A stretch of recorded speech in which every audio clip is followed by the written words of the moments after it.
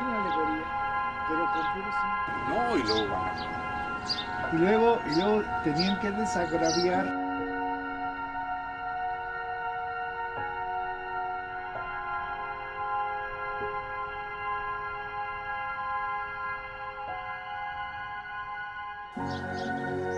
¿Qué tal, amigos? Bienvenidos a una emisión nueva de su programa Legados y Tesoros Patrimoniales de Guanajuato. Vamos a continuar con esta charla tan amena del doctor Tomás Falcón, maestro Tomás Falcón. Discúlpeme por estar emocionados ahorita de estar platicando antes de entrar al aire. Sí, la ubicación de la charla del día de hoy va a estar sumamente interesante. Les ruego que pongan mucha atención porque de aquí vamos a conocer gran parte de la historia que nuestra ciudad tiene guardada para todos. Vamos a empezar, amigo, por favor. buenos días a todos, ¿cómo estamos? La plática de hoy va a estar muy interesante, sí, como lo mencionas, y vamos a ver aspectos que todavía no hemos tocado en el programa, de todo lo que es la guerra de independencia, la incursión de Hidalgo en Guanajuato, porque tenemos que recordar que Guanajuato no solamente es la minería como un ejemplo importante en la historia y en la fundación de la ciudad y el crecimiento de la ciudad. También todo lo que es esta lucha de independencia, el inicio de todos estos movimientos independencistas se generan en Guanajuato. Y nosotros a nivel nacional pues somos los que empezamos a generar todo este movimiento, y es bien importante para la ciudad de Guanajuato todos los elementos y todas las situaciones que se desarrollan y se efectúan aquí en la ciudad de Guanajuato. Vamos a comentar un poco de esto, porque esta historia es amplísima y son de muchos años, y hay una serie de antecedentes y están involucrados una serie de personajes considerables. Entonces vamos a pedirle a Tomás que nos haga el favor de platicarnos de esto, y vamos a ver también más adelante otras vistas o otras opiniones de gente que visitaba Guanajuato, ¿sí? y cómo lo veía en un momento dado, ¿no? Pero consideramos nosotros, bueno, ahora que estábamos platicando del tema del programa, ver todo esto de la independencia y todo el movimiento que se hizo. Y causas y efectos de la Causas y la efectos, misma, así es.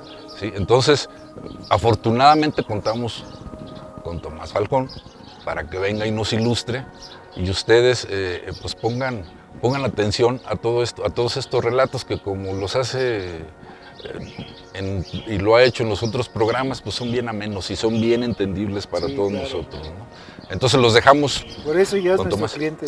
Sí, así es. No, es un apoyo tremendo para el programa, y en beneficio de todos ustedes.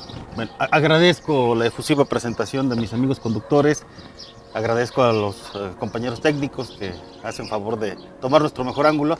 No les digo un favor, es un gusto, es un placer estar aquí departiendo con ustedes en este largo recorrido que hemos hecho en estos 3 programas. Así es. Hemos cabalgado durante prácticamente 3 siglos de la historia de este lugar, de esta ciudad de Guanajuato. Y les garantizo que podríamos pasar aquí meses platicando, analizando, contrastando ideas, y no terminaríamos jamás. Porque bueno, tenemos que contrastar diversos tipos de historia. Ya mencionaba el finado maestro Luis González y González, ya nos diferenciaba nuestros tipos de historia que manejamos en México, ¿no? La historia académica, la historia científica, la historia patria, la historia de bronce. Bajo cualquiera de estos carteles podríamos discutir desde diversos ángulos la historia de esta ciudad. Claro. Tendríamos diversas opiniones, a veces encontradas. No dudo que alguien que me ha visto en estos últimos programas diría, está mintiendo o está equivocado. No es así. Pero la historia como ciencia social es así. Depende de la interpretación, depende de la visión, de la crítica que cada uno de los que incursionamos en ella y que todavía seguimos aprendiendo de ella, que todavía guardamos un poquito de capacidad de asombro, hurgamos con ansiedad de los documentos, nos gusta absorber las esporas y los hongos de estos documentos, pero que nos siguen enseñando, nos siguen develando los misterios o los entresijos de estas complicadas historias que en distintos niveles se van entreverando en un solo lugar.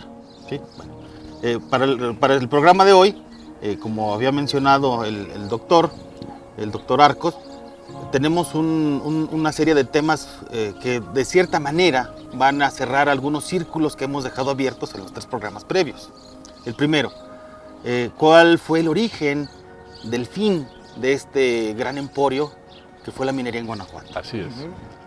Afortunadamente, en nuestros días, con la revisión de archivos, con la revisión y la crítica de fuentes secundarias que ya existen, hemos podido no solamente seguir averiguando más cosas o más datos sobre la minería y las causas que permitieron que el distrito minero fuera el centro productor más importante del Imperio Español a finales del siglo XVIII, y que una sexta parte de esa plata que circulaba en el mundo saliera precisamente de las entrañas de este lugar.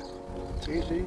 Del mismo modo, la minería nos lleva a otras relaciones, porque no solamente los mineros eran seres autómatas que bajaban a las entrañas de la tierra y extraían su fruto.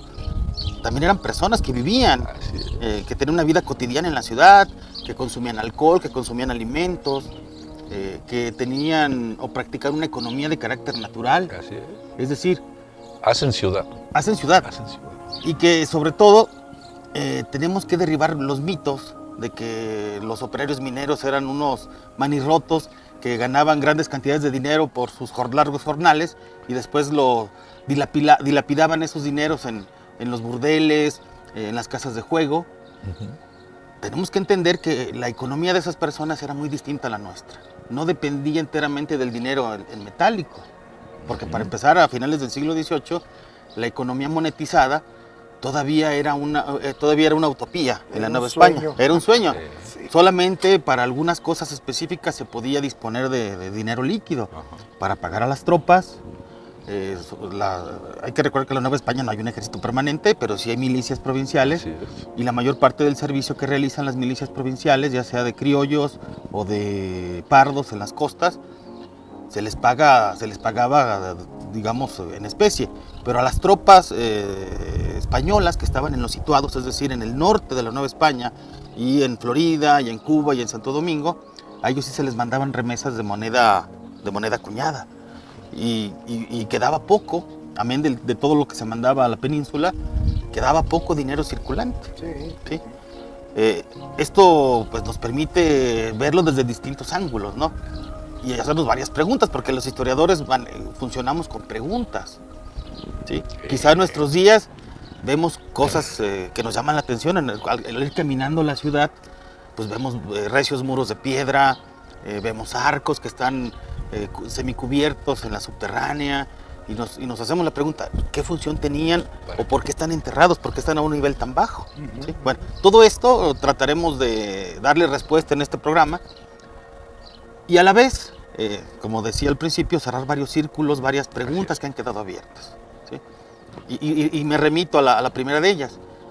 ¿Por qué terminó el auge minero en la ciudad de Guanajuato, en el distrito minero de Guanajuato, al iniciarse la guerra de independencia? Sí. Bueno, es una historia larga que podríamos decir que incluso inicia cuando comienza la bonanza. ¿Sí? La bonanza mayor, la que se da a partir de la década de 1770, con estas reformas fiscales, con estas reformas de carácter económico que van a permitir que la corona reasuma el control político y el control económico del reino de la Nueva España. ¿Sí?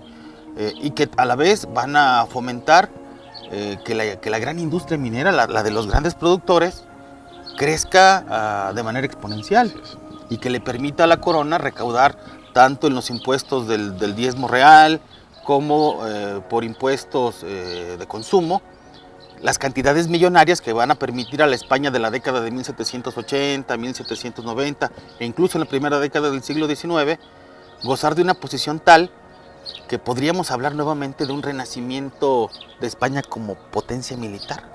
Sí. Porque hay que recordar que la vida económica del Imperio Español en el siglo XVIII, con el cambio de dinastía de los Austrias a los Borbones, va a girar en torno a esa utopía de recuperar la antigua posición que tenía España en el mundo.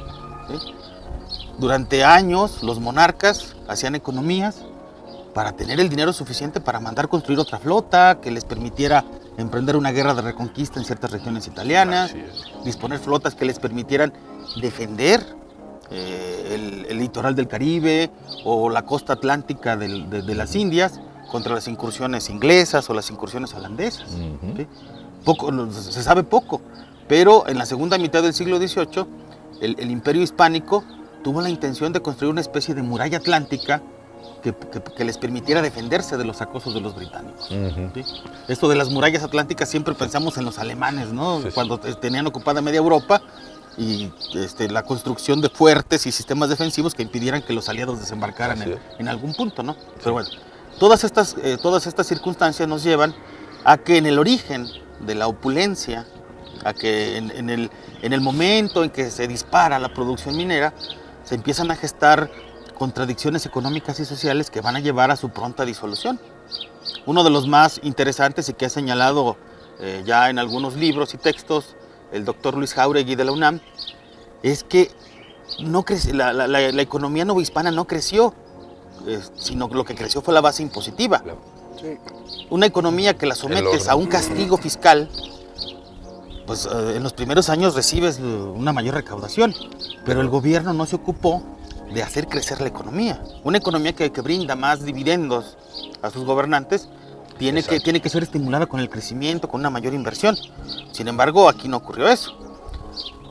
Se amplía la base impositiva, mayor número de contribuyentes, a la minería se le estimula, pero solamente a la minería de los grandes. Los medianos y los pequeños productores no se vieron favorecidos en la misma medida. Por ejemplo, no se les rebajó en la misma proporción el costo del azogue y de los otros insumos necesarios.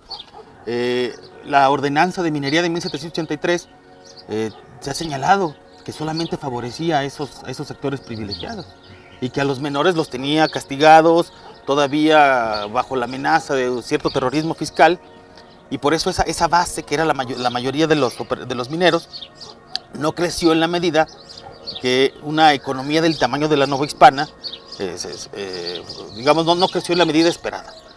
Por eso cuando inician las guerras napoleónicas, producto de la Revolución Francesa, en los primeros años del siglo XIX, y que España tiene que disponer todo su dispositivo defensivo, todo su potencial humano para afrontar la amenaza de Napoleón, y luego posteriormente contra los ingleses, pues todas las ganancias que se habían acumulado en años rápidamente se dilapidan en la guerra.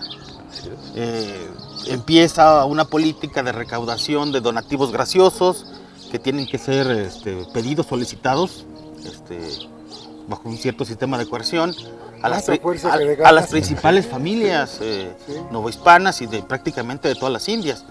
Nuestros archivos históricos, por ejemplo el archivo histórico de la Universidad de Guanajuato, o incluso en los archivos eclesiásticos como el antiguo archivo del Obispado de Michoacán, están plagados de esas manifestaciones públicas que hacen los notables de las ciudades, haciendo énfasis en que están haciendo un donativo gracioso para la causa de la guerra. Si me permites comentar algo, maestro. Amigos, hay que considerar, bueno, cuando hablamos de siglos se nos hace como que incomprensible de pronto, pero hay que considerar este boom minero o industrial en Guanajuato de 1780 a la época donde empieza prácticamente la necesidad de modificarse de alguna cosa. Pasaron nada más 30 años. Y en esos 30 años este boom se vino modificando en varias ocasiones. ¿Qué les parece si vamos a una breve pausa, amigos, y regresamos con este interesante tema? Interesante. Volvemos, gracias.